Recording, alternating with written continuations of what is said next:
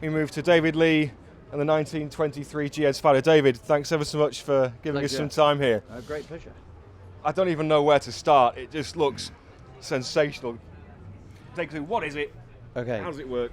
What's going on? The GN car company built cars from before the First World War, and had a number of racing cars, racing in Brooklands in the run up to the Second World War, in the run up to the First World War, and then after the First World War. So it's 1919 engine, 1919 technology. Then, as just happens this day, where the British hillclimb champion today would go to an engine house and buy a Formula One engine from 2 or 3 years ago, and Basil Davenport, who owned this car, went down to the works and said, I want to buy this engine. And they said, it'll going to cost you £80.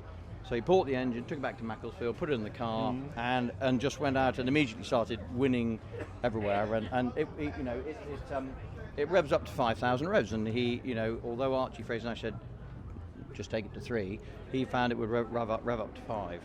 And then they had this big engine break-up at Shelsley in 1926. Yep. He coasted over the line and just to find himself just outside the record, having coasted over the line and for some distance.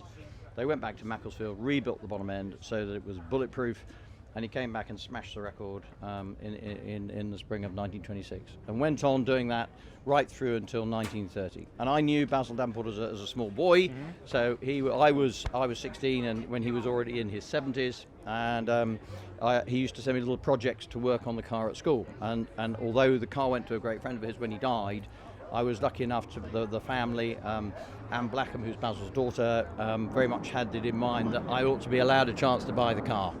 Watching you move around the paddock with it, it raises as many smiles, I think, as any other car here.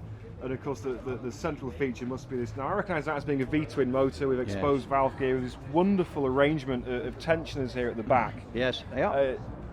What's it all like to drive? Give me an impression. It's fantastic. I mean, as you can see, it's very narrow, and there is only inside there an accelerator and a clutch, so there is no foot brake.